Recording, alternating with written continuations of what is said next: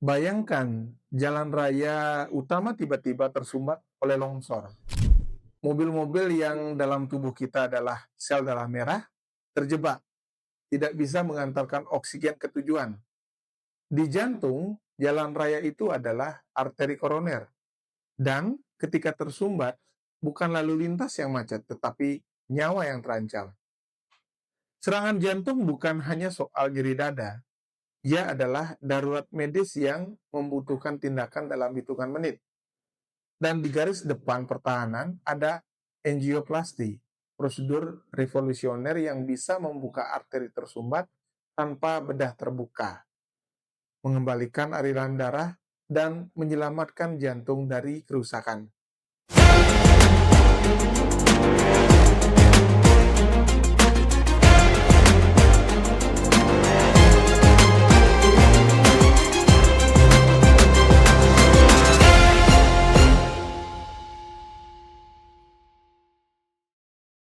Selamat datang dalam video angioplasti.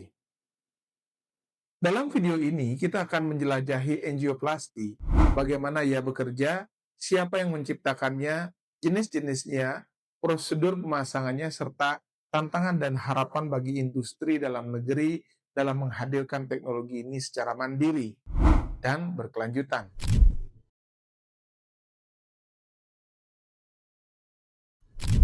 Apa itu angioplasti? Angioplasti atau secara lengkap disebut percutaneous coronary interventions atau PCI adalah prosedur minimal invasif untuk membuka arteri koroner yang menyempit atau tersumbat akibat plak atau aterosklerosis, timbunan lemak kalsium, dan sel inflamasi.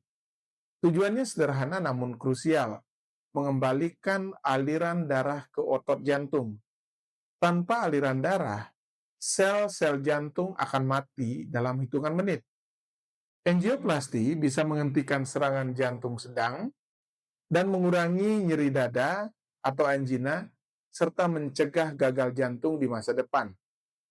Yang membuatnya luar biasa adalah prosedur ini bisa dilakukan tanpa membuka dada. Cukup melalui tusukan kecil di pergelangan tangan atau pangkal paha, dokter bisa mencapai jantung dalam hitungan menit. Bagaimana tentang sejarah angioplasti? Gagasan membuka arteri dari dalam terdengar mustahil hingga tahun 1960-an. Tetapi pada tahun 77, seorang dokter Swiss Jerman yang bernama Andreas Grosseig melakukan terobosan bersejarah. Ia menciptakan balon angioplasti pertama, terinspirasi dari kateter balon untuk urologi, dan berhasil membuka arteri koroner pasien di Zurich tanpa pembedahan.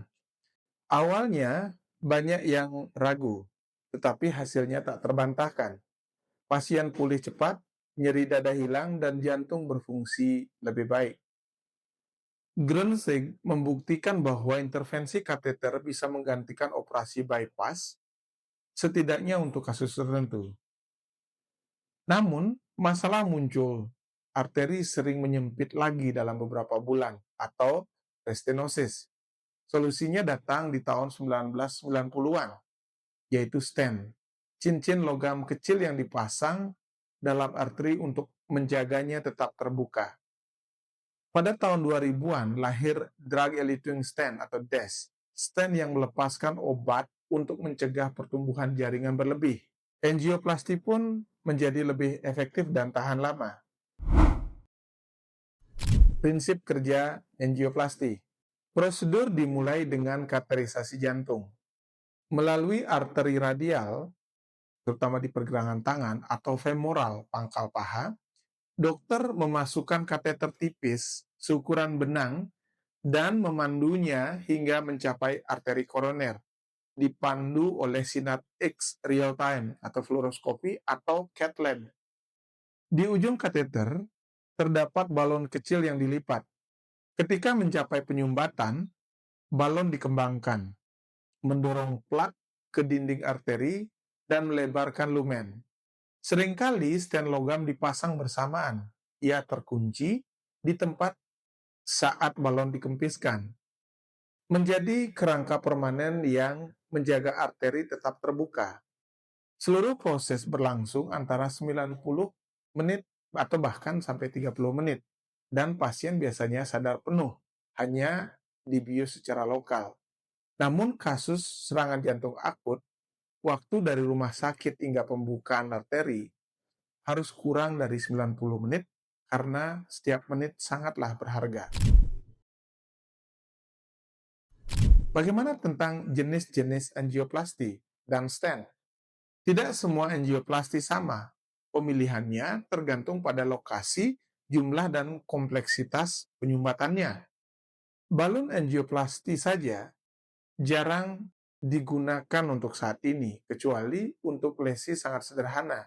Sedangkan jenis bare metal stent atau stent logam polos, hal ini sangat murah dan dengan resiko yang tinggi. Biosorbable vascular scaffold atau BVS, stent sementara yang larut dalam tubuh setelah 2-3 tahun. Dan angioplasti dengan retoblasi untuk plak yang sangat keras, digunakan bor kecepatan tinggi sebelum pemasangan stent.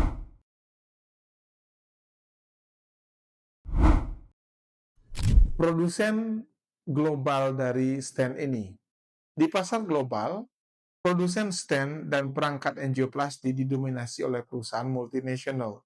Medtronic, Abbott, Boston Scientific, dan Terumo menguasai sebagian besar pasaran dengan teknologi canggih dan riset yang berkelanjutan.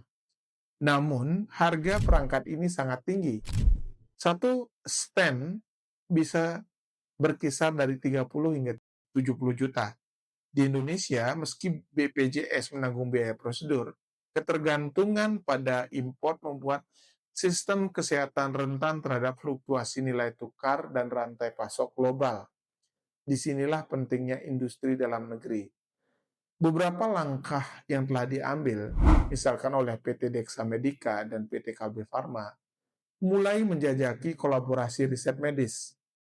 LIPI atau Lembaga Ilmu Pengetahuan Indonesia dan universitas seperti ITB dan UGM mengembangkan prototipe stent bioresorbable berbasis polimer lokal. Kementerian Kesehatan mendorong kebijakan TKDN atau tingkat komponen dalam negeri untuk alat kesehatan. Namun tantangannya besar, butuh investasi R&D puluhan miliar, uji klinis bertahun-tahun, serta sertifikasi internasional seperti CE dan FDA. Belum lagi kebutuhan angkat tenaga ahli multidisiplin dalam hal ini biomedical engineer. Prosedur dan keselamatan. Angioplasti adalah prosedur relatif aman dengan tingkat komplikasi serius di bawah 2%. Risiko umum meliputi pendarahan di tempat tusukan, reaksi alergi terhadap zat kontras, kerusakan arteri selama prosedur. Meskipun demikian, dalam kasus ini sangat jarang, seperti stroke serangan jantung ulang ataupun kematian. Namun, manfaatnya jauh lebih besar, terutama pada pasien serangan jantung akut, di mana angioplasti bisa mengurangi angka kematian hingga 50% dibandingkan terapi obat saja. Pasca prosedur, pasien wajib minum obat pengencer darah, seperti aspirin dan clopidogrel, selama 6 hingga 12 bulan untuk mencegah penggumpalan di sekitar stent. Bagaimana masa depan angioplasti dan harapan industri dalam negeri? Teknologi angioplasti terus berkembang. Stent yang lebih tipis, lebih fleksibel, dan lebih biokompatibel. Stent pintar yang bisa memantau tekanan darah di dalam arteri.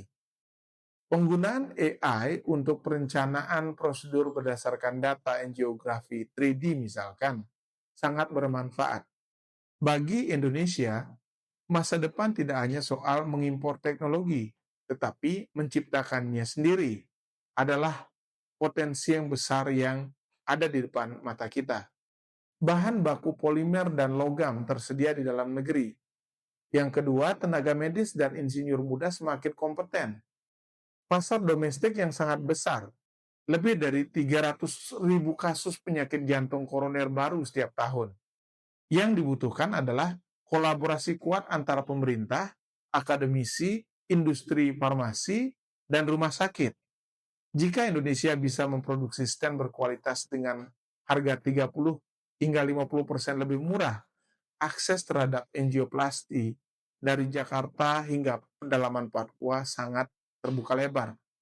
Bayangkan suatu hari, stent yang menyelamatkan nyawa seorang petani di Nusa Tenggara misalkan, bukan datang dari Boston, tetapi dari Bandung ataupun Yogyakarta. Inilah bukti bahwa impian ke depan sangat penting, terutama hasil kolaborasi biomedical engineer masa depan Indonesia. Angioplasti adalah simbol kemajuan medis modern, kecerdasan, keberanian, dan kecepatan dalam menyelamatkan nyawa.